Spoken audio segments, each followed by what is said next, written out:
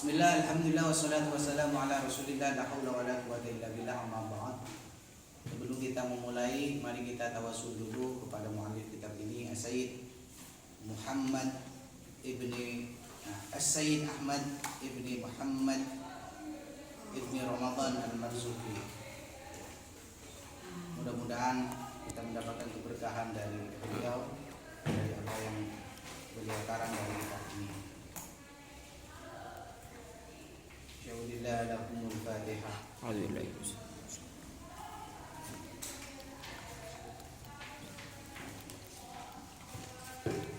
Baik anak-anak, kita lanjutkan materi kita.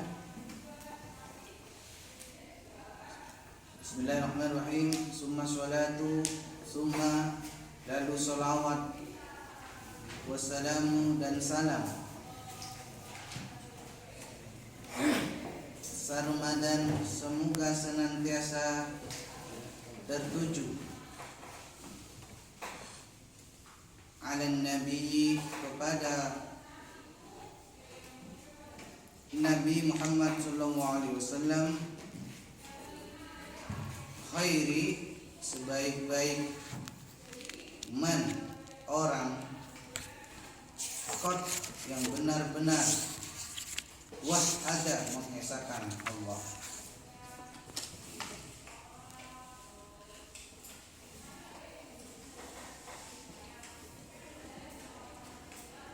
wa alihi dan kepada keluarga Nabi, wa sahbihi dan sahabat Nabi, wa man tabi'a dan orang yang mengikuti sabila jalan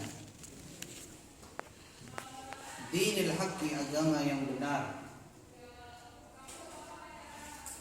ghaira mubtadi bukan jalan orang yang berbuat bid'ah.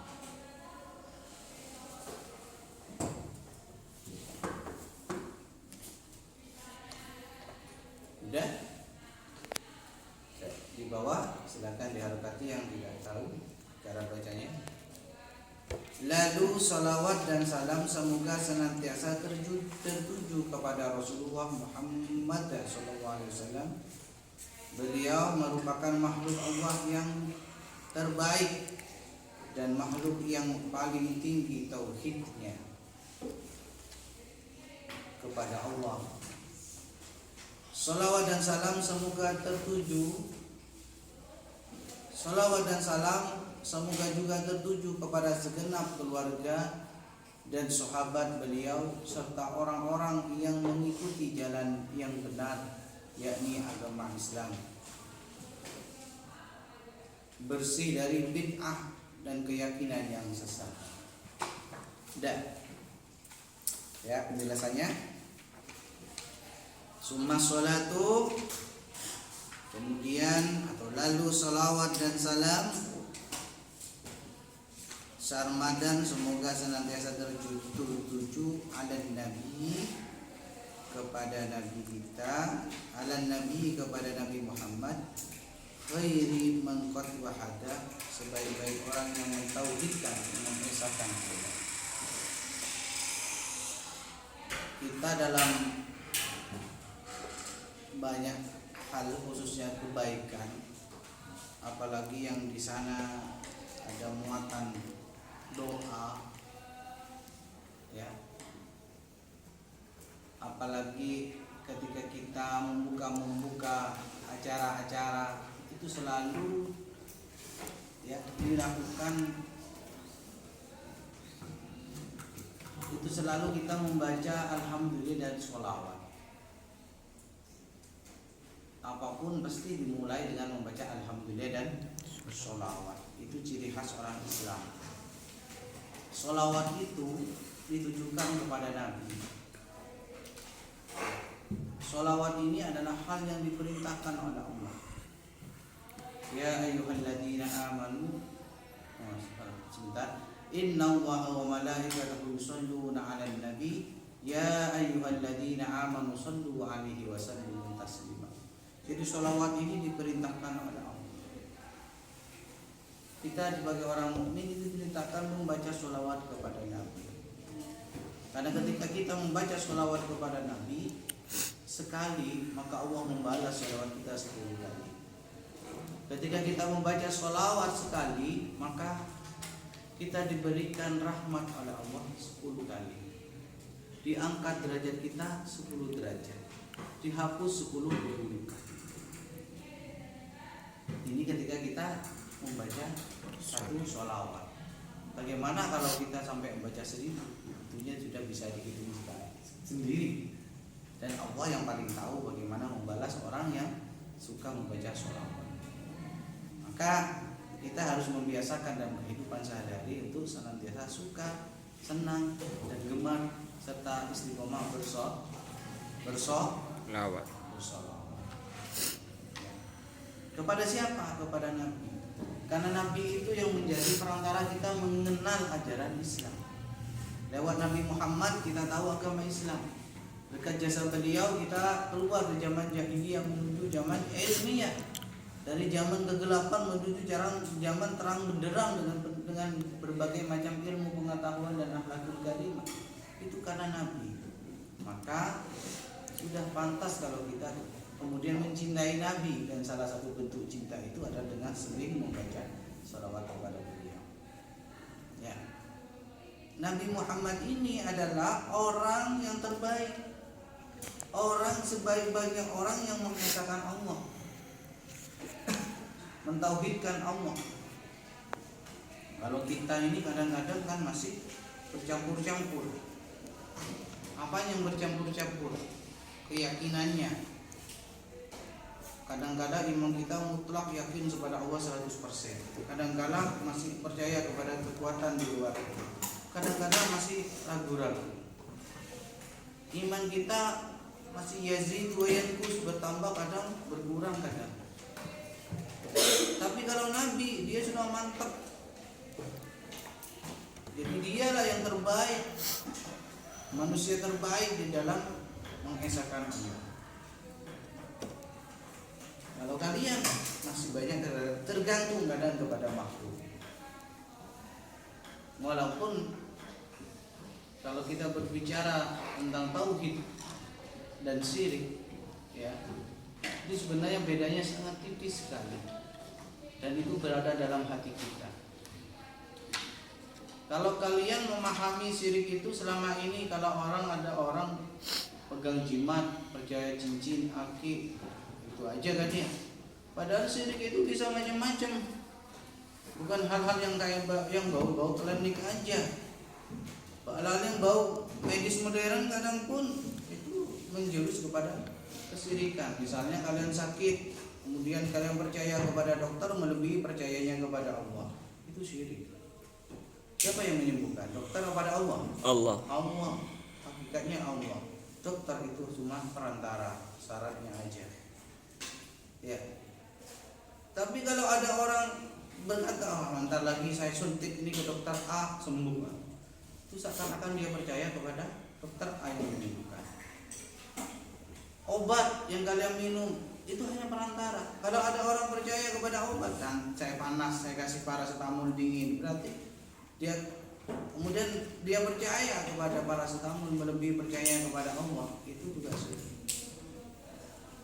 Percaya kepada obat sebagai penyembuh melebihi percaya kepada Allah sebagai sang penyembuh yang hakiki, itu juga menjurus kepada syirik. Kalian makan, lapar misalnya kalian, siapa yang bikin kenyang? Kalau kalian bilang nasi yang bikin kenyang, itu syirik. Hakikatnya yang bisa membuat kalian kenyang itu Allah. Adapun nasi itu cuma syariat, caranya aja, perantaranya aja. Ada api. Api kalau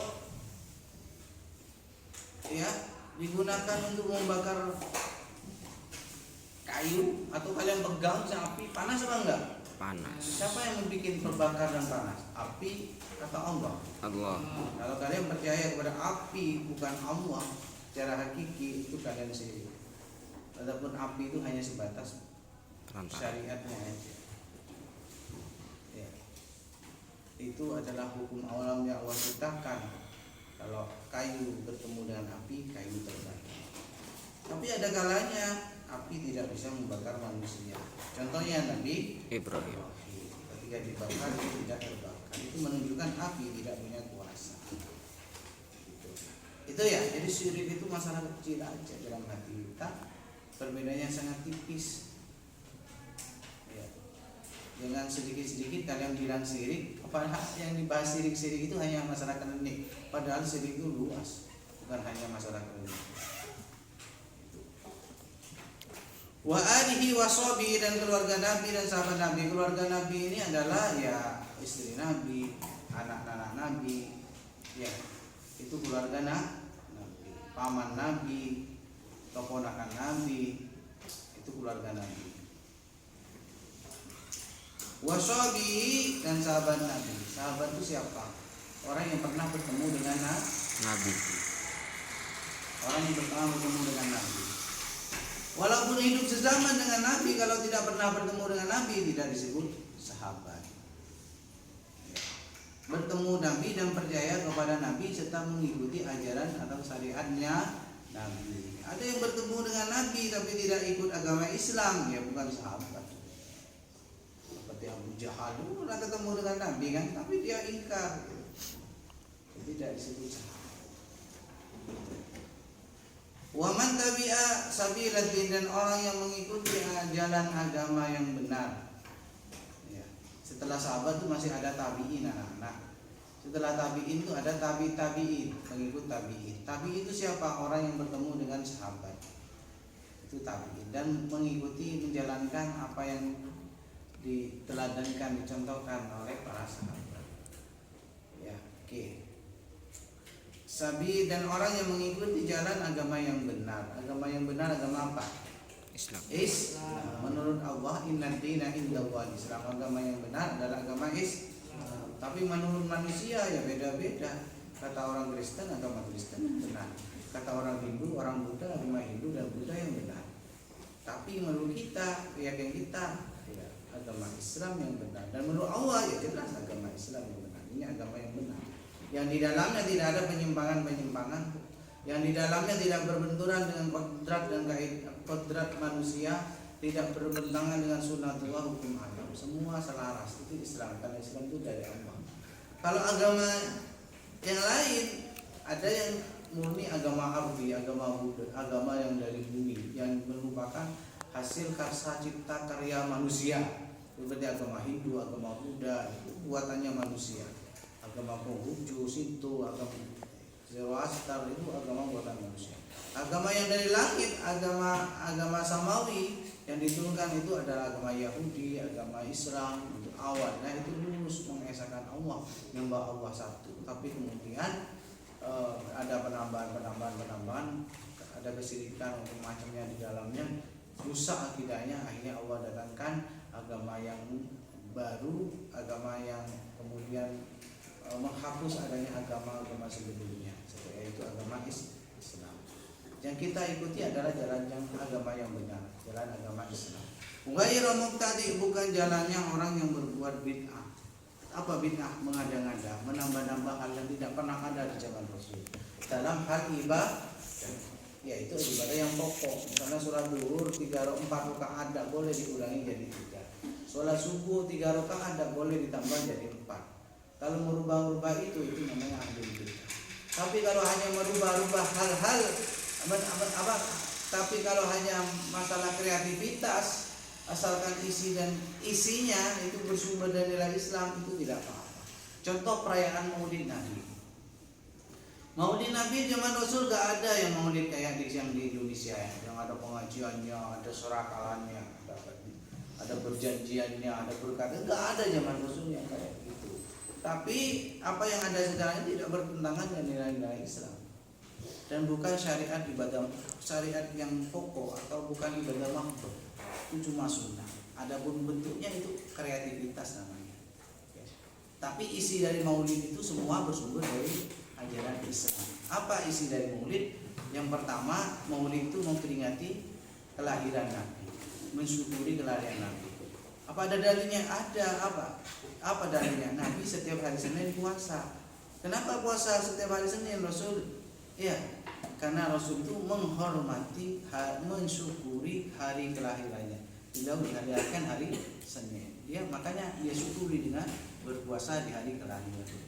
Ya, kalau zaman sekarang orang merayakan Maulid, gimana? Apa isinya? Isinya pertama sholawatan. Sholawatan kan diberitakan tadi. Isinya adalah membaca sholawat. Betul bang enggak? Betul. Bukan nyanyi-nyanyi, joget-joget, bukil-bukil kan enggak kan ya? Bukan istilah campur laki perempuan dan enggak, isinya adalah sholawat. Selain itu isinya apa? Kalau ada berkat isinya adalah sedekah hasil bumi, buah-buahan, nasi, telur, daging ayam, daging macam-macam. Itu untuk syukur. Ya. Ada lagi yang isinya adalah pengajian, yang isinya adalah sirah Nabi, sejarah Nabi, agar kita bisa meneladani. Isi yang bagus. Ya, isi yang bagus.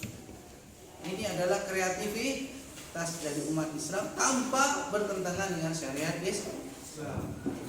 Kalau Maulid baru diisi dengan berjudi, diisi dengan main kartu, diisi dengan minum-minuman keras, itu baru haram. Kalau isinya sholawatan, isinya sedekah, isinya pengajian, salah. Ya, paham ya? Mudah-mudahan bermanfaat. Kita ketemu lagi 2 hari lagi. Mohon maaf atas kekurangan. Wallahul muwaffiq ila aqwamit thoriq. Wassalamualaikum warahmatullahi wabarakatuh.